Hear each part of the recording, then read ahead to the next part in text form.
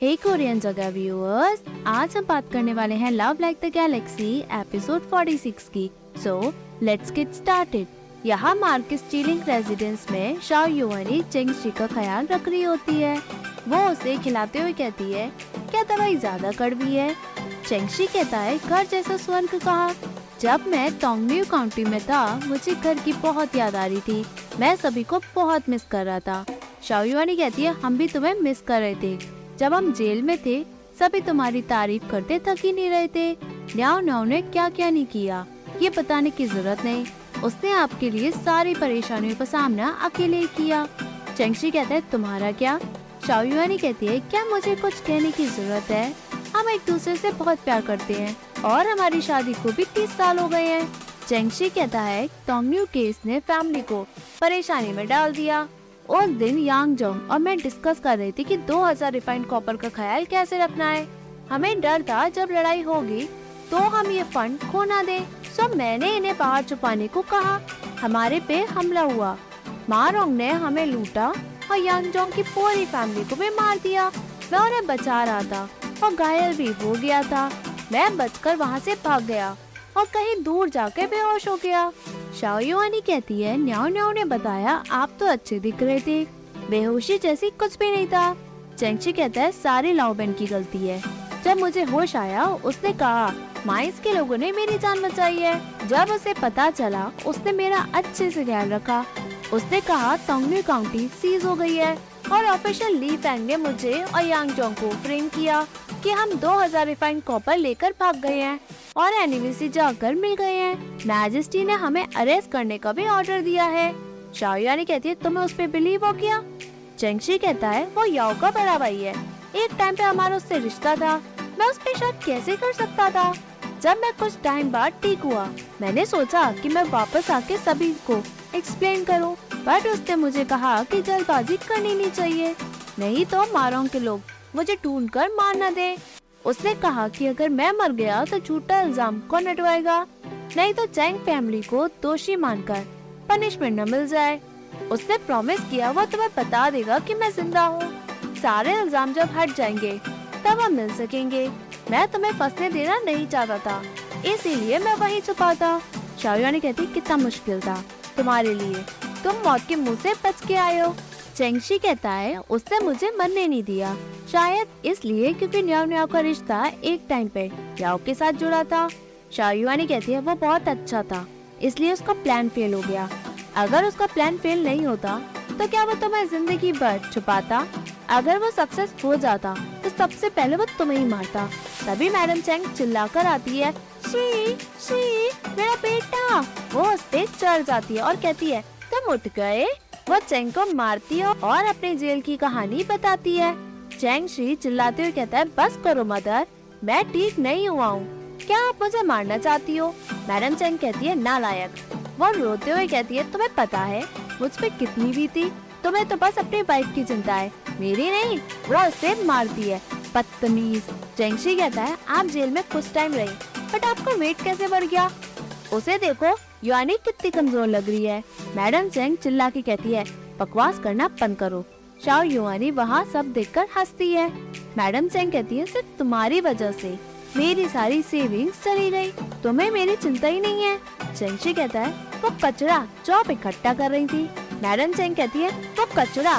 वो उसे मारते हुए कहती है, बेकार हो तुम, किसी काम के नहीं।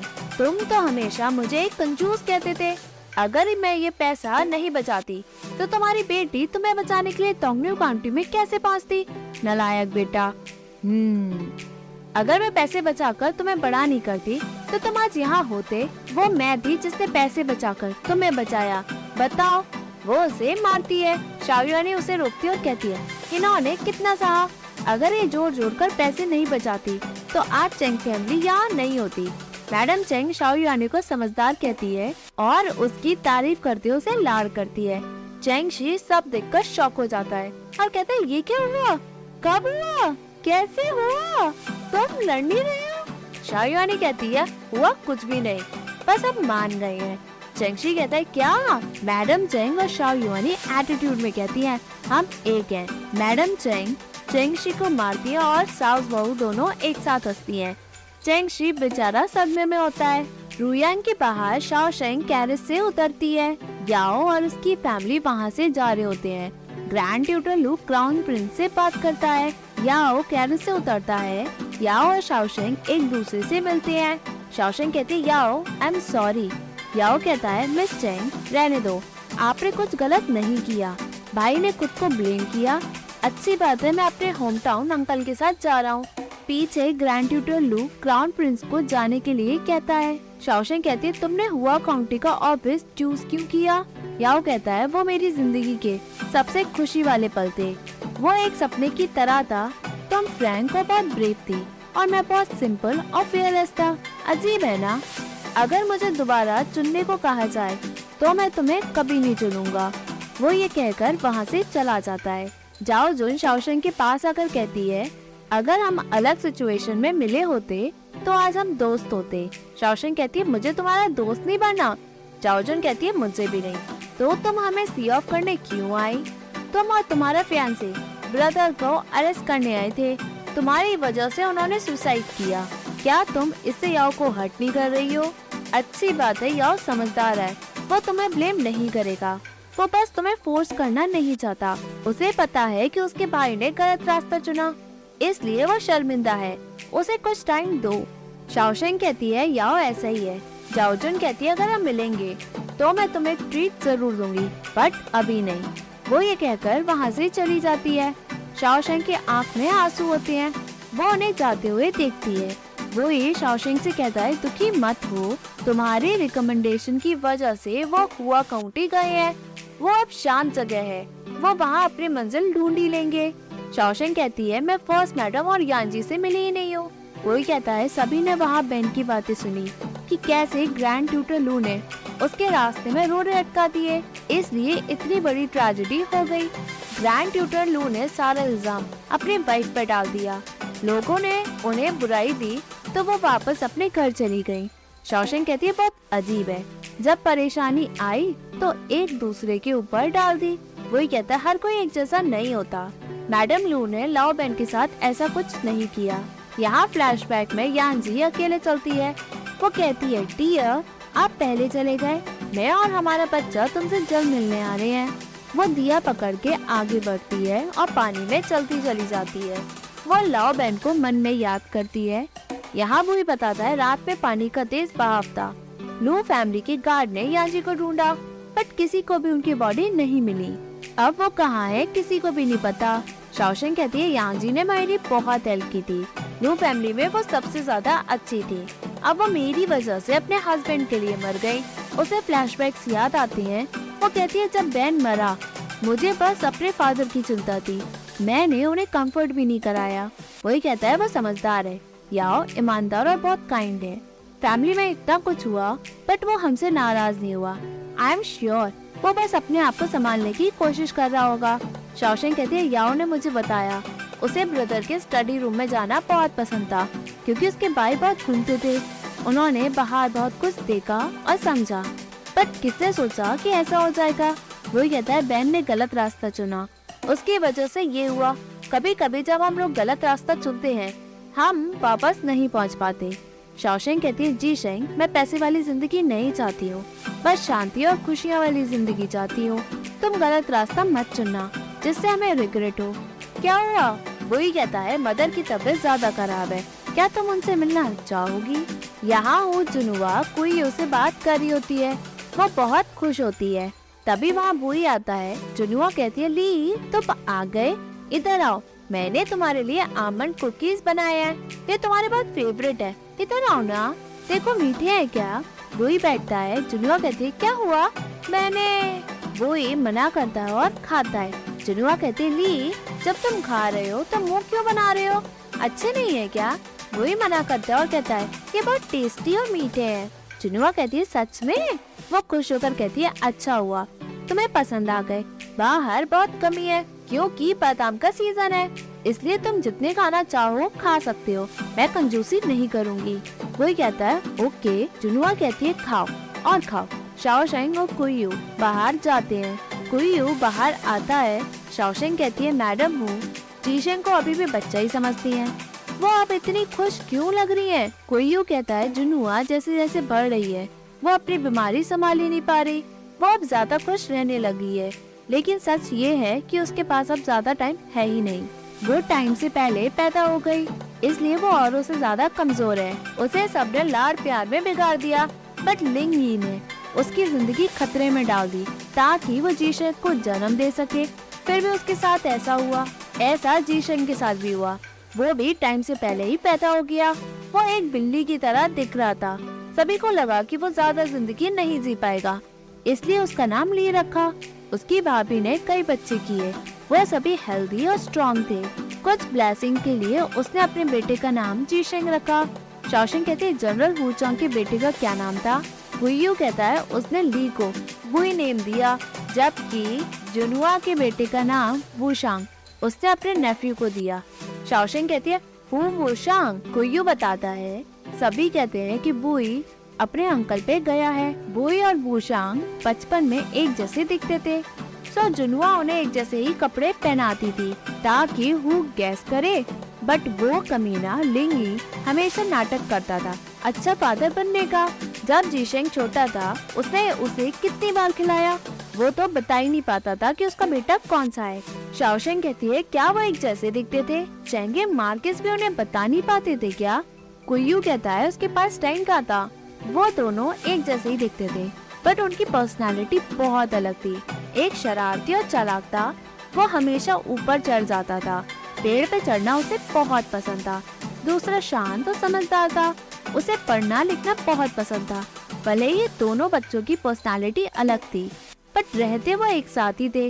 ली को आलमंड बहुत पसंद थे, जेंग को उसे छूने से भी एलर्जी हो जाती थी, बट फिर भी उसे ली के लिए पेड़ पे चढ़कर आलमंड तोड़ना पसंद था।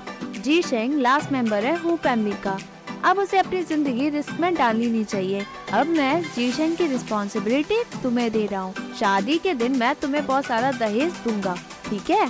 शाओशेंग कहती है ठीक है, एम्प्रेस ने भी यही कहा था, मेरे पास तो बहुत सारा दहेज है। कोई कहता है इतना सारा दहेज लेके कौन कंप्लेन करता है? वैसे भी तुम्हें अपना सर ऊपर रखना है ना? जब प्रिंसेस यूचेंग तुम्हें देखेंगी तो तुम्हारे पास ज्यादा दहेज नहीं है तो तुम क्या करोगी? शाओशेंग कहती है इसमें प्रिंसेस यूचेंग कहाँ से आ गई?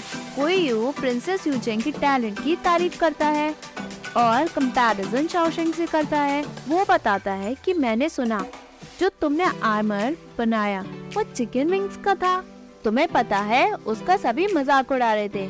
अगर ज्यादा दहेज नहीं होगा तो तुम लोगों के मुंह कैसे बंद करोगी? शाओशेंग कहती है अंकल अब हमारी दोस्ती खत्म हुई, सो गुड बाय, हमारे बीच गैप बहुत है। वो ये कहकर जाती है, फिर वापस आकर कहती है वो मैंडेरिन डक विंग थी, चिकन विंग्स नहीं। कोई समझ ही नहीं पाता और कहता है इतना गुस्सा, ये लड़की बहुत इंटरेस्टिंग है। बुई और शाओशेंग बाहर निकलते हैं। शाओशेंग कैरेज में जाती है, बुई की हालत बहुत खराब होती है, वो कैरेज में बैठता है। शाओशेंग कहती क्या हुआ? बुई मना करता है और अपने हाथ खुजाता है। शाओशेंग कहती तुम्हारे हाथ में इतने सारे रैशेस क्यों हो रहे हैं? बुई कहता है शायद मच्छर काट गया होगा। शाओशेंग कहती है बाहर इतनी ठंड नहीं है, मच्छर कैसे काट सकता है? वो बुई को पकड़ती है और छू के देखती है और कहती है तुम्हें तो बुखार है। बुई कहता है थोड़ा मैं लेट लूं। शाओशेंग उसे पकड़ती है। यहाँ यूफेई कहता है फिजिशियन ने बताया कि वो आलमंड नहीं खा सकते, उसी की वजह से उन्हें बुखार हुआ है, वो रात आराम करेंगे तो जल्दी ठीक हो जाएंगे। बट मैडम ऐसे ही चली गई और रुकी भी नहीं, और मास्टर के उठने का उन्होंने वेट भी नहीं किया। क्विकी कहता है शायद वो अपसेट हो गई क्योंकि मास्टर अपने आप को अच्छे से ख्याल नहीं रखते। बस पेनकुन बता दे कि आखिरकार गू सिटी में हुआ क्या, ताकि मास्टर तसल्ली कर ले और मैडम से शादी भी आराम से कर ले। वो ही बाहर आता है। यूफेई कहता है मास्टर आपको तो आराम करना चाहिए, आप उठ क्यों गए? वही कहता है मैं वेट नहीं कर सकता हूँ, जितना वेट करेंगे हम उतना ही लेट हो जाएंगे। पेनकुन को हाई कोर्ट से उठा लो। क्विकी और यूफेई एग्री करती हैं। यहाँ वही पेनकुन को मारते हुए पूछता है बताओ तुमने प्रिंस यानुन को क्यों मारा और गो सिटी को गिरने दिया? पेनकुन कहता है लिंग बुई तुम मुझे बिना हाई कोर्ट की परमिशन से यहाँ उठा लाए हो, तो मुझे इलीगली पनिश करना चाहते हो? वही कहता है मैं प्रॉमिस करता हूँ कि हर पिटाई एक ही जगह होगी। वो रस्सी को गीला करता है और कहता है तुम कितनी पिटाई झेल सकती हो? वो ही उसे मारता है और कहता है बताओ मुझे। पेनकुन बताता है कि सोल्जर और मैंने अपनी जिंदगी दांव पे लगाई। जब प्रिंस यानन सक्सेस की तरफ बढ़ रहे थे, क्या उन्हें मारना गलत है? उनका छोटा बेटा नकारा है, बस वो अपनी फैमिली आर्मी को पाना चाहता है, क्योंकि बाप के बाद उस पे बेटे का ही हक होता है। हम जैसे लोग कब प्रमोट होंगे बताओ जरा? जब प्रिंस यानन मरेंगे और उसका बेटा आर्मी को संभाल ही नहीं पाएगा, तो सिर्फ मैं पूरी जिंदगी डिप्यूटी जनरल की तरह नहीं रहूंगा। वो सिटी में हम टाइम से नहीं पहुँचे, वो बस जनरल हू चोंग की किस्मत खराब थी, बस यही। वही गुस्से में उसे पकड़ते हुए कहता है, झूठ बोलना बंद करो। उस दिन शाओचुन में तुमने मुझे बताया कि लिंग यू भी इस मैटर में इन्वॉल्व था। क्या मतलब था तुम्हारा? क्या वो सिटी इसलिए गिरी क्योंकि लिंग यू दुश्मनों से मिल गया? पेंकुन कहता है, तुम वैन क्लान के कुत्ते हो। क्यों? क्या तुम अपने पिता को फंसा के मेरिट हासिल करना चाहते हो? वो हंसता है और कहता है, मैं नहीं जानता, मार दो मुझे अगर तुम में हिम्मत है तो। वही कहता है, आजमाओ मत मुझे। वो उसका गला पकड़ते हुए कहता है, मैंने प्रिंस योंग को मारा, मैंने मैडम शूजिन की जिंदगी बर्बाद कर दी और मार्कस यू को इंपीरियल मकबरे में गार्ड बनवा दिया। तुम्हें मारूं? वो ही गुस्से में होता है और उसे छोड़ देता है। वो कहता है, तुम्हें मारना आसान है, मैं बस तुम्हें दर्दनाक मौत देना चाहता हूँ। वो चाकू उठा के कहता है, मारने के 100 से ज्यादा तरीके हैं जनरल बैंक, क्या हम एक एक करके मेथड को अपनाएं? यहाँ शाओशेंग लेटी होती है, उसे फ्लैशबैक्स याद आते हैं जिसमें जनरल हू चोंग की पोर्ट्रेट दिखती है और क्राउन प्रिंसेस को बताती है कि जनरल हू चोंग और जी शेंग एक जैसे दिखते हैं। उसे कुयू की वही बातें याद आती है। शाओशेंग को बादाम वाली बातें भी याद आती है कि वू शांग को आलमंड से एलर्जी है। फ्लैशबैक में बुई को एलर्जी होती है, तभी वहाँ एम्प्रेस आती है। शाओशेंग गेट खोल के कहती है, अब तक जग रही है? एम्प्रेस कहती है, मुझे कुछ दिनों से ठीक नहीं लग रहा, नींद भी नहीं आ रही थी, मैंने देखा कि तुम जग रही हो इसलिए मैं यहाँ आ गई। शाओशेंग कहती है, आपको क्राउन प्रिंस की चिंता है क्या?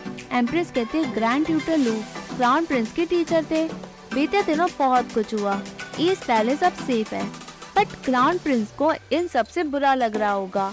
शाओशेंग कहती है, जब मैंने क्राउन प्रिंस को फंसाया क्योंकि मुझे लाओबेन की पोल खोलनी थी, क्या आप उससे मेरे को ब्लेम करेंगी? एम्प्रेस कहती है, नहीं, तुम समझदार हो, मैं तुम्हारा दर्द क्यों नहीं समझूंगी, बल्कि मैं तो तुमसे इम्प्रेस हूँ। अगर मैं तुम्हारी तरह निडर होती तो शायद मैं अपने पेरेंट्स को बचा पाती।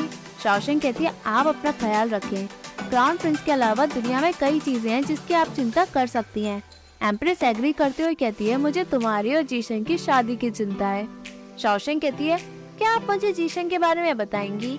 वो लोगों से दूर रहता है, मैंने सुना लोग कहते हैं कि वो मार्किस यू के बेटे जैसा दिखता है, कोई भी उन्हें पहचान ही नहीं पाता।